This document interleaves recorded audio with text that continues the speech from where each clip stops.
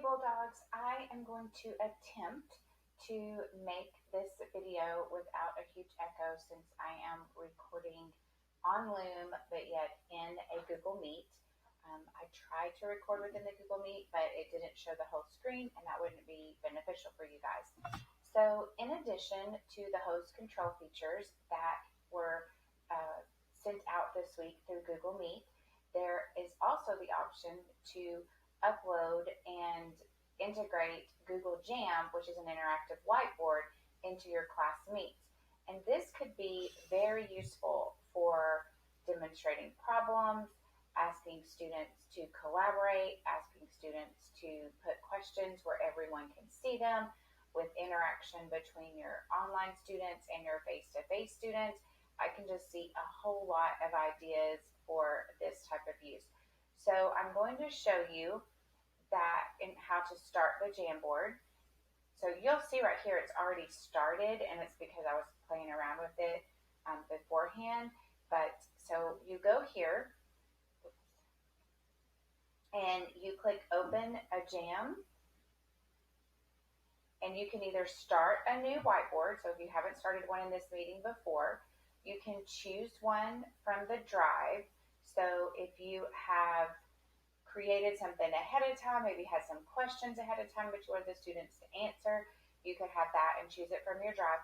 Because I already started one within this particular meet, I have it right here. So it stays connected if I, for whatever reason, wanted more than one. So I'm just going to open that one up. Now, the first time I opened this up, it did send a message to the chat automatically. I didn't type that in to let them know that they could link to it. So you could have your face-to-face students in their Google Meet as well. The other thing that it asked me that you didn't see this time, but I'll show you what it would look like if I start a new one. So if I want to open another jam and start a new whiteboard, and we're going to demonstrate a different type of problem, you'll notice that it'll say share with one person. Well, this number is dependent on how many people are in your meet. So if you have 22 people in the meet, then 22 people can view it. So you want to kind of wait until the majority of your class is lined on or signed on, so that you don't have to keep adding people as they go. So that's one little bit of disadvantage, but know that they always have this shared with them. You can give them the option to view it or the option to edit it, and say you are allowing them to edit during class. Then at the end of class, you could go and turn it off, or they could just view. So that is how that works. Once you're in the Jamboard, you can type with a text box. You can write with a pen. You can point. There's a laser pointer that you could use, so it kind of doesn't stick on there, but shows things. There are the Post-it notes that you could definitely use if you wanted this to be the parking space for questions. You could add images. So there's a lot of things you can do with Jamboard. And in the video that follows this, you will see what the student view looks like. Oh, just realized there's one other thing I need to show you. So when you're clicking present, in order to get the students to see it, you do need to present your screen. And you want to present a window, because you notice that the Jamboard went away. So if I click present a window, it's going to give me the option of what window do I want to share. And I want to share the window with my Jamboard. And so that will let the students see what I am doing on the Jamboard. And then when I'm through presenting, just like normal, I would take it off.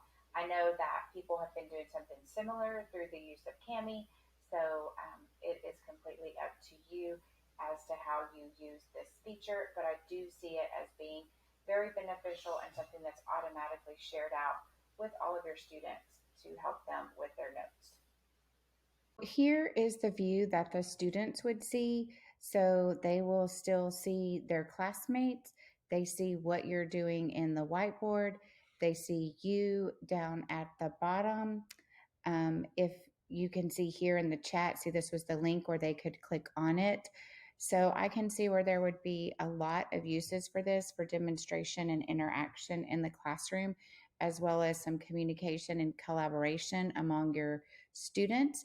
If you wanted to have your face to face students join the meet as well so that they can participate in the communication and collaboration, I would just be sure that they had their videos and their microphones off unless they actually are speaking. I would definitely encourage them to turn their cameras back on.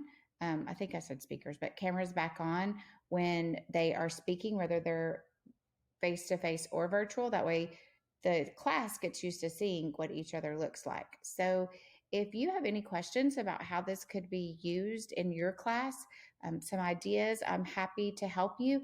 And if there's anything else that you've been wanting to do and aren't sure how to do it with our new hybrid situation, please feel free to reach out to Angela or myself because we are happy to help you out.